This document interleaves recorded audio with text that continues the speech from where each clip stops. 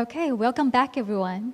So now to kickstart our second half of our event, we are going to have a plenary under the subject of security. And in this plenary, we are also going to have two different topics to be discussed. So the first one will be addressing cybersecurity issues collectively.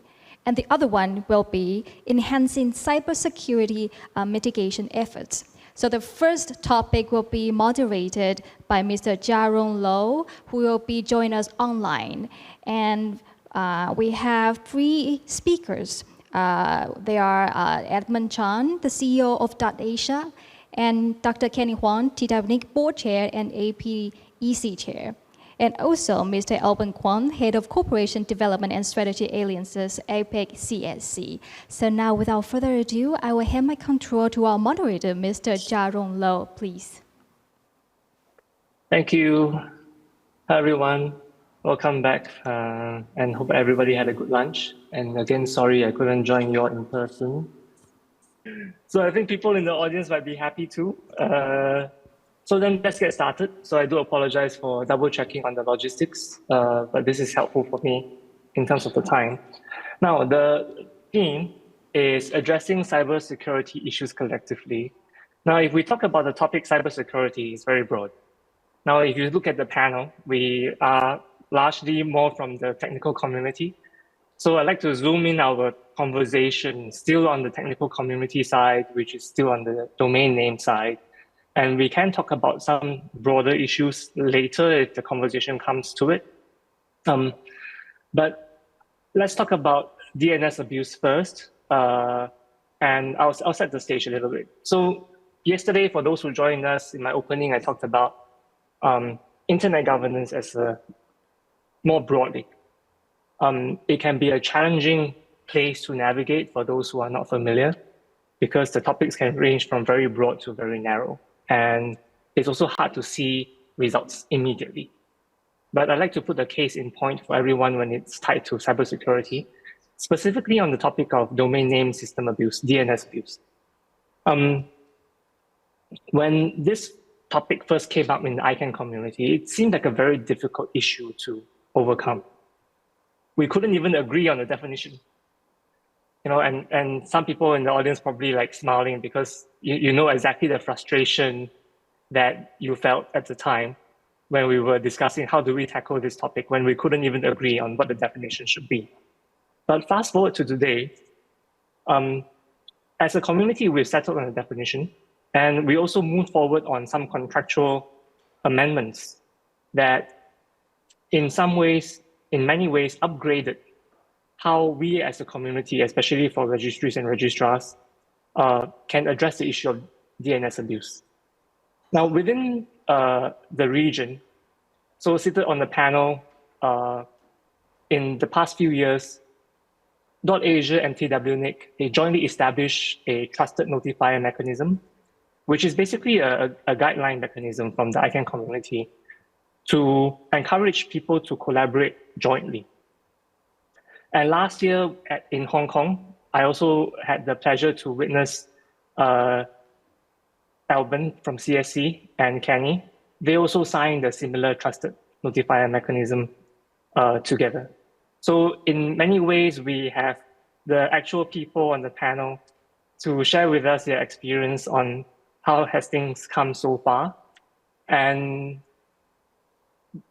for today's discussion, we can talk about, so now that we have these mechanisms in place, we have upgraded contractual amendments. Are we there yet when it comes to DNS abuse and more broadly cybersecurity? And what's next? So that lays the ground for all of us for today's discussion. Now, with the above developments that I just talked about, I'd like to turn to our panel. And I talked about DNS abuse, the definition. We've moved on contractual amendments between ICANN and registrars. I talked about DotAsia's collaboration with TWNIC, TWNIC's collaboration with CSC. Can you share with the audience how what I just described, how all of this looks like from an operational perspective? So I'll just go in this order: Edmon, then Alban, and Kenny. So Edmon, over to you first, please. Share a bit from DotAsia's perspective. particularly for the audience to understand how does this all look like operationally? Thank you, Jia-Rong, and thank you for having me. I recall, as you said, that 3 years in a row we have been talking about this topic, and but I think we have made quite a lot of headway. I'll come back to that on your second question, which will come later. But operationally, I guess DotAsia has really actually always been committed to have mechanisms to address abuse. Actually, if you look back at the history of ICANN, even before 2012, I think in 2011 or 2010, DotAsia has been actively at panels, speaking on panels like this about DNS abuse. We have actually been working very closely with our backend provider and technology providers, and also the anti-abuse community. Today, DotAsia's DotAsia's DNS abuse processes is really supported by the Clean DNS, and they've been a very good partner. And one of the things that I did want to highlight is that as we were going through the discussions in the last few years, the technologies that allow registries and backend providers to identify and suspend domains have been built up. And so a lot of it is now, I wouldn't say completely automated. There's still some manual operations needed, but largely automated to a certain degree. And that is why the industry, I think, can actually on a much larger scale situation try to address the issues. But however, these abuses come in all shapes and forms, and they evolve over time. So don't just think that technology is built and then you can automate everything all the time. That's in fact never going to work.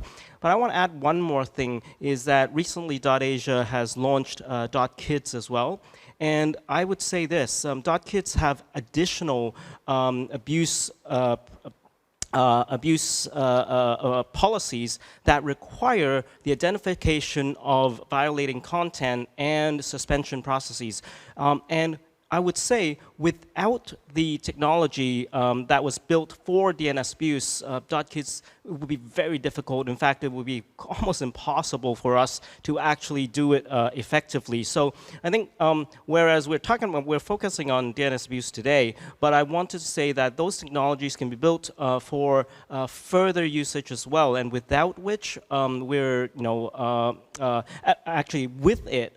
There is much more that registries and registrars can do, and one of the things is the mutual trusted notifier arrangements that Jia-Rong you mentioned. So with TWNIC, but DotAsia is also exploring that and sharing data with other CCTLDs and the CERT, the Computer Emergency Response Teams around Asia Pacific as well, to identify names that are known to be problematic, and sharing that information also helps add to the preventive measures. So I guess operationally, these are some of the highlights that I want to add.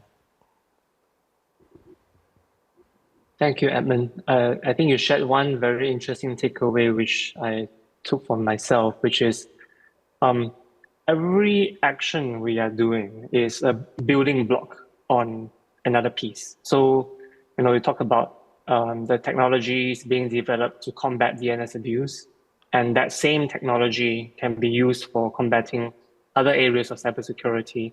So on the one hand, we can see our work being very narrow, but on the other hand, it also provides a building block for us to work on other potential areas that has a cross cuts into DNS abuse. Thank you. So let's go to Alban. Same questions. Yep, thank you. So how does the developments that I shared about, how do they look like from an operational perspective from your side?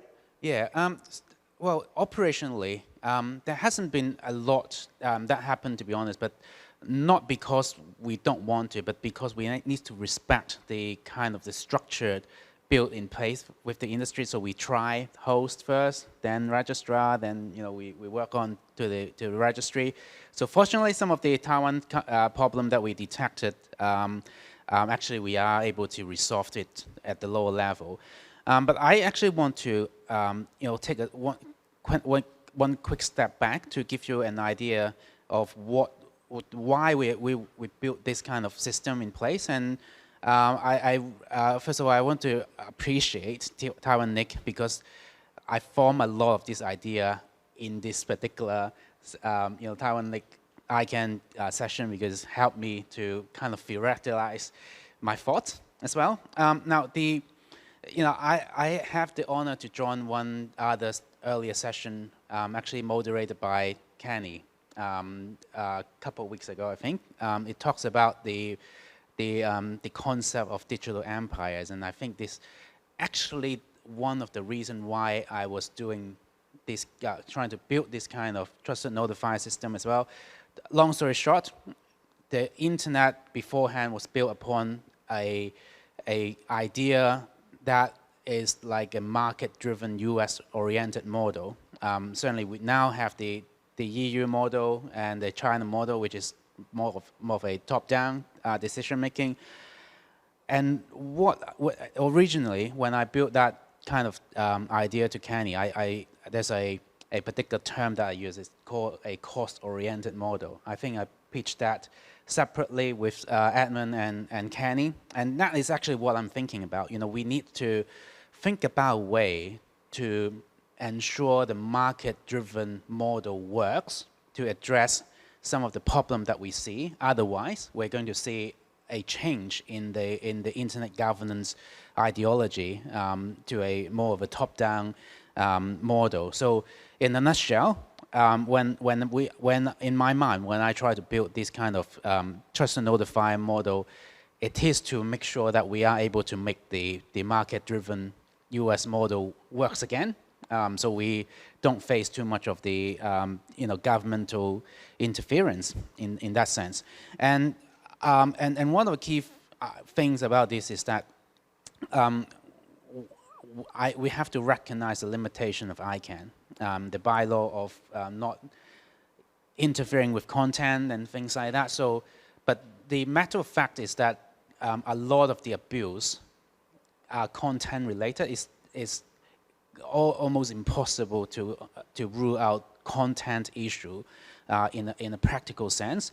So as ICANN is not the only organization that can address this, we have to find other ways to address this. And I think this kind of private sector, public sector, public coordination is a really important part of dealing with DNS abuse or whatever you want to call that.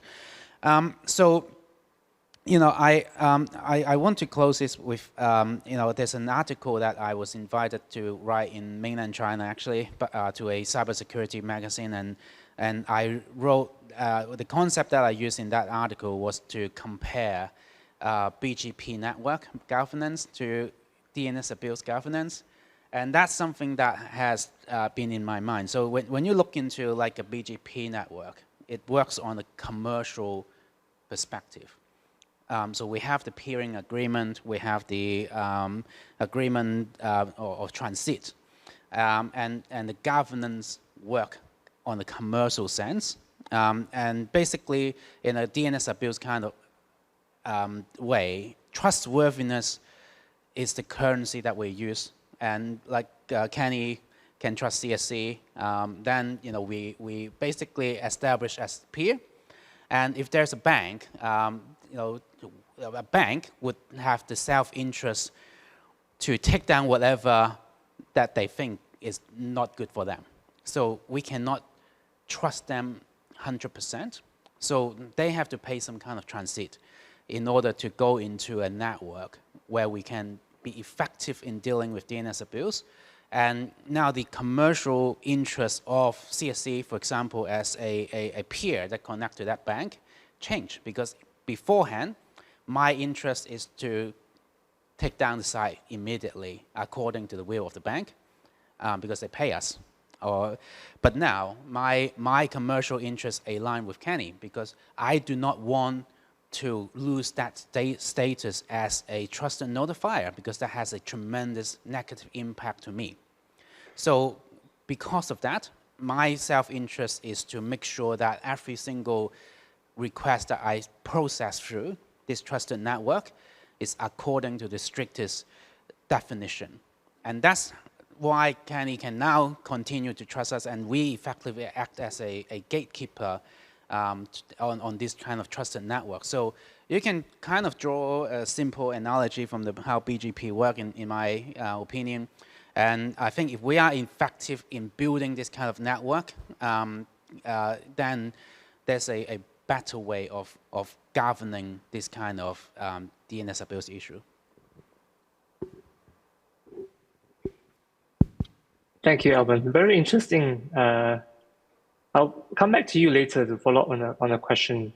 So let's go to Kenny first. Can you share also same question?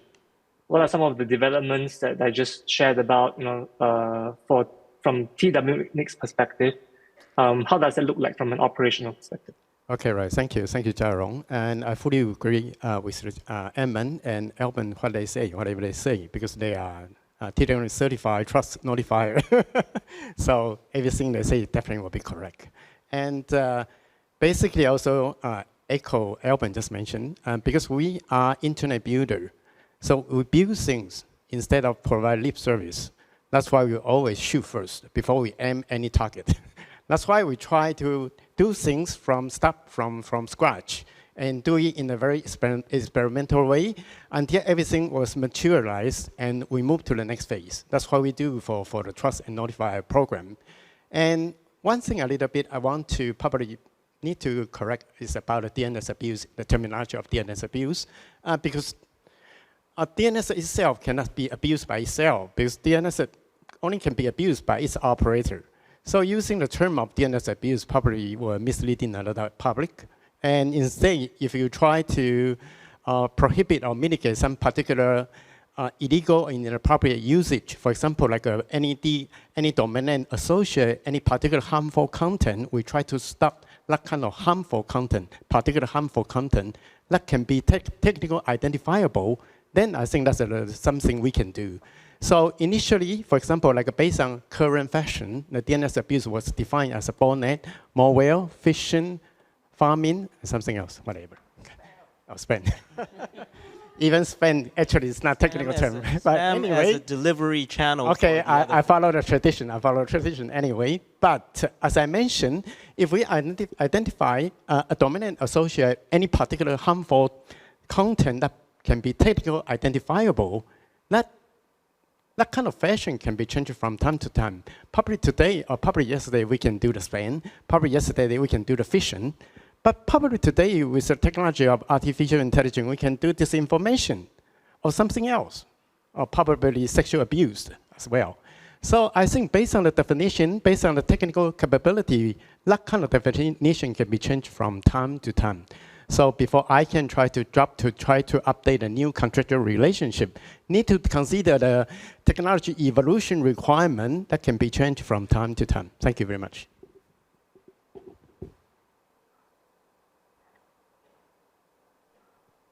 Thanks, Kenny. I'm trying to digest what you just said, which is very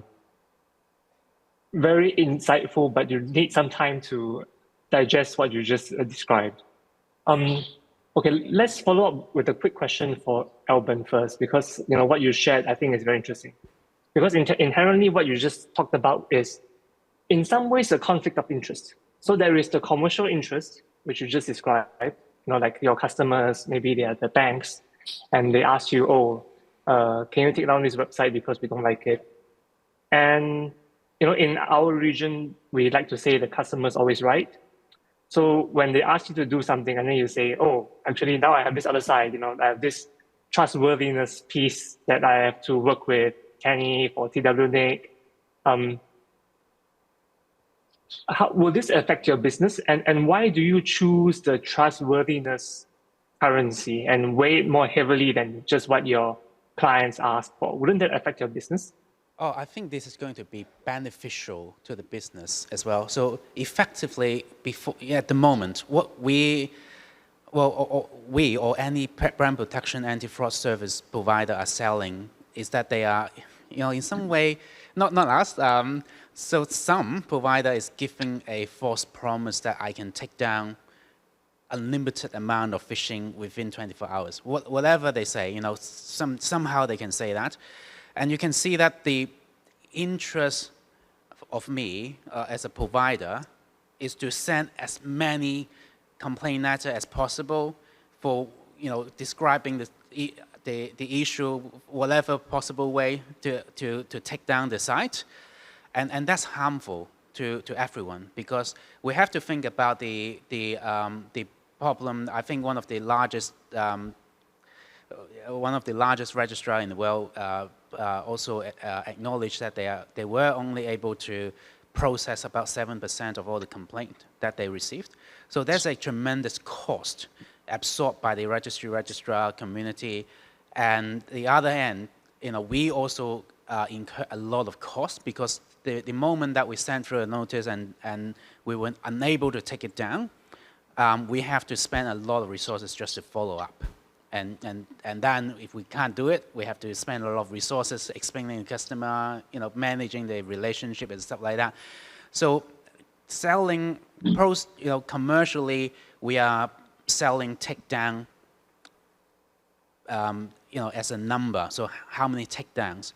So effectively, we have the trusted notifier system. We are selling effectiveness. We're selling a solution. And that's a lot more commercially viable even to CSC, and it's more commercial viable for the customer as well, for the bank, because what they're buying is a effective takedown to solve a really practical problem. Now, if there's a gray area, let's just take it out of this system and discuss about this. I think that's what we have to do. And one last comment is that I have certain amount of dislike in the way that the community is addressing DNS abuse fundamentally, because I think we think about it mostly from a social responsibility perspective. But unless we admit that we think that we are like a communist kind of society, we have to think about that in a capitalist society, everyone is about their self-interest. And this is how society functions. So we have to, stop thinking about, what would be your responsibility, what would be my responsibility, and start building a system according to how the society actually works, which is commercial interest of myself, whether we are able to align self-interest in a way that it becomes a driving force to solve this problem. Thank you, Alban. Also very insightful in terms of what you shared. It kind of reminds me of yesterday during the high-level panel when we talked about it, because there is, in every issue, there are so many different interests, and some of them are purely economic. Then on the other hand, for us as a community, we also see the need just to make sure that the internet works. And in some ways, how you just described it is similar, because when you have the trusted notifier piece and choosing trustworthiness and working on effectiveness as a solution, you're focusing on making it work properly, rather than just, oh yeah, you want 100 takedowns and that's the KPI. But the number is arbitrary as well. Like, you take down one website, the bad guy can always come up with another 10. It's quite easy. So I think that's very insightful. And I think the last comment you made kind of ties into the follow-up question I wanted to ask Kenny, which is, Kenny, you talked about how we as a community came up with the terminology, but then it changes from time to time, and we should consider like technological changes amongst others. And how would you, maybe you can guide us with your wisdom. If you had a magic wand to decide how we could solve this, how would you do this? what's a good way for us to come up with a definition that can be flexible and allow us to adjust over time? Okay, thank you. Thank you, Jia-Rong. If I had the power to make a decision, I would send a quotation to ICANN first. Okay, just kidding. But basically, Alban just mentioned how we choose the trust notifier. Frankly speaking, any ICANN accredited registry or registrar come to TWNIC, I would definitely 100% to sign the trust notifier right away. And because the market basically is on the demand side, not from the supply side. And you can see how weakness we are because we don't have that kind of incentive. They don't have that kind of incentive to build that kind of extra effort to mitigate that kind of cyber scam. But we still need to spend so much effort to convince that's what would be the right way to do instead of, and there could be another way is that I can try to reinforce the contract relationship with the registrar, but even they try to reinforce the contractual relationship with the registrar.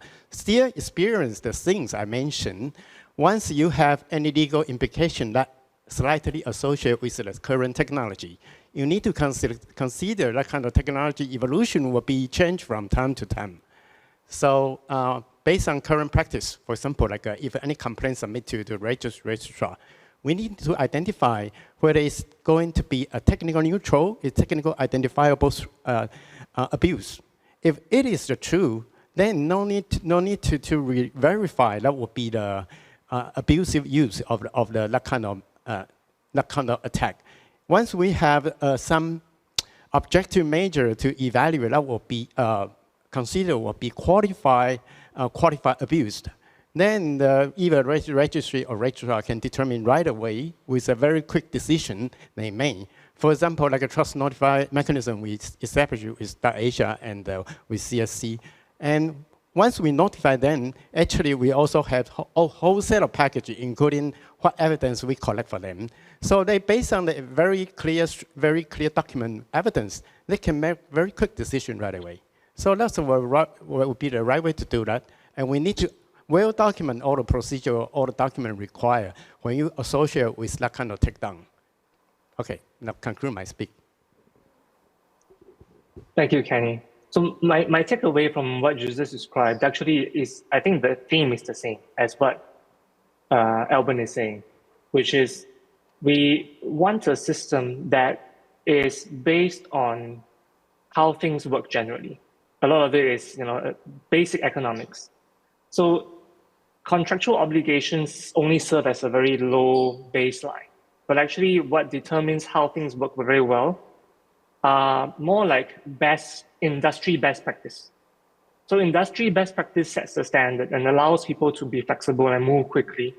Whereas actually looking for contractual obligations, and if we expand it a little bit, looking for regulation only provides that much of a baseline. But if you allow the industry to set the standard amongst themselves and then they can act accordingly, they can actually provide a much higher baseline. And it ties in with the overall theme of cybersecurity, perhaps. Like if we over-focus on what rules or obligations or regulations to put in place, we might end up missing how to incentivize the different players in the industry to actually protect the ecosystem better. So I think that's a big takeaway for me. Now, let's move to, we have 10 minutes, so let's move to my last question, which is, what's next? So, each of you from your own perspective, I think some of you already shared, what are your clients or stakeholders' expectations? But what do you think, based on where we are now, do you think we have met your clients or stakeholders' expectations? First question. Second, also, what do you think is next for us as a whole, as a community, in terms of DNS abuse or cybersecurity in general? Maybe we can go in the same order. Edmon first, please. Sure. I guess building on what you kind of summarized from the earlier discussion, in reality, registries and registrars and in the industry didn't start the DNS abuse mitigation work a few weeks ago when the contracts were changed, a lot of the good actors, if you will, or those who are willing to be proactive have been working on it for years. And that's, and some of the contractual changes is really just a ceiling, not a ceiling, it's just a floor of what it's doing, what many registries and registrars are doing above and beyond what the contract says. The question is, how much of that is appropriate to be in the contracts, and how much of it is needs to be kind of a best practice? And so I was in a session yesterday. One of the challenges is that sometimes we don't want to advertise too much exactly what we're doing to mitigate against abuse, because then the abuse will evolve and be less effective. Not that they won't evolve eventually, but the more we can be able to address them in an effective manner, the better. So I think one of the points that you mentioned also is quite interesting. There were times where the definition was becoming a tension. I think we must ask in those situations whether sometimes what policies are ready for the industry to adopt, and when those tensions sometimes arise, we also need to ask whether those who are questioning ICANN is actually creating the noise that ICANN treasure, that we are self-criticizing and stuff, or is it an attack against ICANN that we should defend? So I think one of the things that I learned from this whole DNS abuse discussion in the last few years is really part of that. Does broadening the definition of DNS abuse help ICANN a few years ago, or now? Does it? Is it aimed at paralyzing ICANN to actually move forward iteratively? Are those attacks trying to, help ICANN or not? And that's one of the things that we need to think about into the future as well, because abuses come from all different angles. And in the last 2 years, I've made this presentation to identify that DNS abuse is only one part of lots bigger, abuse that registries and registrars, I think, have a role, have some responsibilities to play. The question is whether ICANN should be enforcing. ICANN is the right, fora for those contractual compliance and those kind of implementation. So I think the future is we need to collaborate more and think about this a rigid kind of a way of thinking of things less. I guess I'll end on this note that I think security likes collaboration. The more we collaborate, the more we share data, especially among the good actors and best practices, the better we can be to mitigate against abuse. But I want to respond to Alban quickly. It's interesting that you mentioned BGP as a thing that trust is important. Well, it's interesting that FCC now wants to regulate, it looks like FCC wants to regulate the BGP privacy security. So maybe the US government is not that confident of the BGP security either. Thank you, Edmon. All right, let's go to Alban first. Same question. Yeah, thank you. What next from here? I think, in my perspective, I totally agree with Edmon that DNS abuse or abuse on the internet abuse is much broader than DNS abuse. And from our perspective, it is, the concept of trusted notifier is much larger as well, and we are just getting started. So we, on top of what we have done here as kind of a model, we have to expand from that. We have to talk to the telco, we have to talk to the ISP, the hosting providers, the cybersecurity community and things like that. And once we are able to build a network that actually able to address the issue, then we are done. And I think we're just, we have just got started. And I think, when, I find it quite interesting that you want to talk about the definition of DNS abuse. Interesting, you want to jump down that particular rabbit hole, but I think, even like Inter have come up with a different definition of DNS abuse quite recently. So they represent the voice of the IPC within ICANN. So I think definition is definitely going to be something that we have different opinion. But my opinion is that it doesn't really matter. Just whatever that is. In practice, most of the registrar are also hosting provider as well. So, do you really need a really strict definition? In practice, the methodology they take to actually mitigate and look into what to take down, what not to take down are pretty similar. So I think we can live with some sort of strategic uncertainty, and just work on the practical side of things and build that network, expand that network beyond the traditional ICANN community, and then we can try it out and see whether it is effective, and if it's not, then we make adjustment.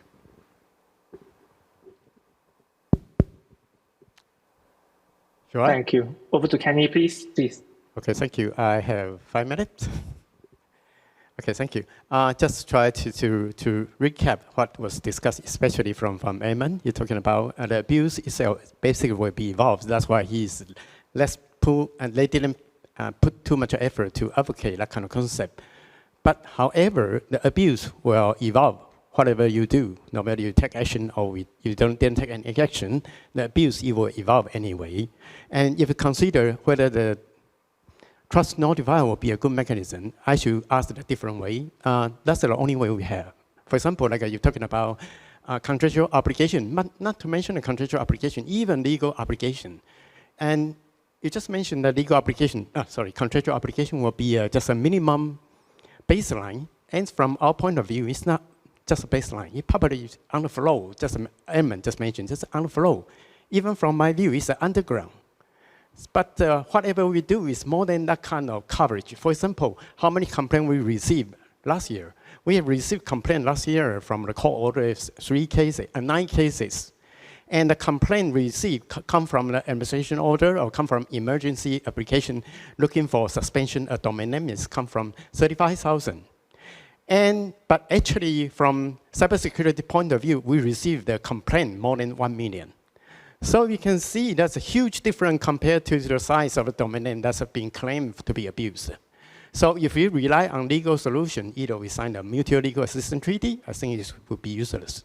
If we rely on ICANN contractual obligation, probably could be helpful. I'm still looking forward, but consider as a flow, as a baseline. We still need to find something on top of it.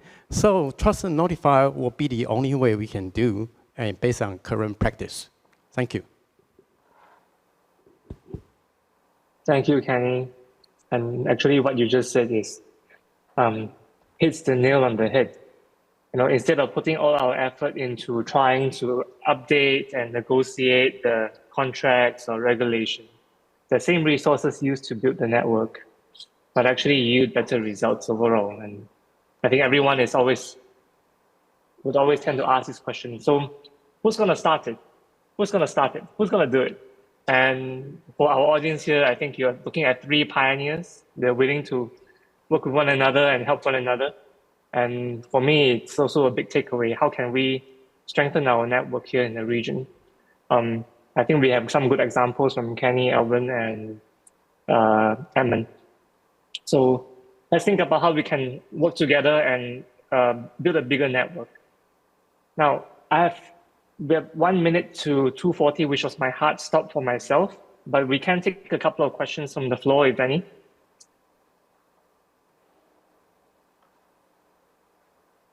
Questions or comments? It's a forum, it's meant to be a discussion. Hello, So here's welcome, Joe. Annie. Yes, I do have a question. So now we have 3 pioneers here, but we have so many not pioneers who do not have any intention to do that. So I just want to to ask the question: how we can increase the incentive for the registry or registrars, other registrars, I mean, to join or to think about how to stop the DNS abuse or other abuse. So based on your experience, thank you. I'd like to address that first. In my honest observation, trying to talk to different people in this year, my honest opinion is that the interest is a lot bigger than what I would thought and what I would hope for. To be honest, when I start talking to Kenny, I think he's going to reject that, but amazingly, he's okay with it. So, and I've been talking to government in different Asia-Pac countries and police departments and telcos. They when they hear the concept, they are actually quite receptive to it, especially when we talk about the cost-oriented model. How do we actually drive a cost reduction for you? You don't have to do as much, and you don't have to bear as much legal risk and things like that. That's music to the ear, and the interests are strong. But the thing is, this cannot be just us doing it, right? So it needs to be done by everyone who share the same idea, who want to build this together. There are a lot of work that hasn't even started, like how do we actually evaluate the trust? How do we measure? And if there are anyone who really should be distrusted, what's the mechanism and stuff like that. So there's a whole lot more that needs to be done. But I think the environment at the moment, politically and also from a social perspective, phishing attacks is something on everyone cares about. So I think there's a really strong interest to actually work something out together. I guess I can add, so one thing is that, of course, money kind of talks as well. So part of what DotAsia has experimented in the past, and it's not just us, I know other registries do it, is that when you do price promotion, like lower cost registrations, a lot of times abuse comes in. But if you set certain targets for registrars, hey, you got to monitor this as well. You got to make sure your customers are coming in with good domains. We're good with giving you low price, but if too much abuse comes in with the registrations, then your rebates won't come. Then the pricing model can help a little bit in terms of incentivize other partners to also rise to the occasion, I guess, to work on mitigation as well. I don't have direct answer, but probably Alban already responds to some of the answer because there are quite a lot of takedown provider. Probably can co-work with a takedown provider, but they do have connection with a law enforcement agent in different countries. So working with a takedown provider would be one way, and also change the price schedule could be another way. But from the other point of view is the cost of operation. Before we have, for example, in TWNIC, we provide a DNS RPC service. And before we have DNS RPC service, actually the cost to take down is extremely high, especially people probably from the call from prosecutor office. You realize when you ask them to take down, they need to upgrade the firewall every year. But once we deploy the new technology, almost free, and that's new protocol, advanced protocol, the cost suddenly just drop significantly.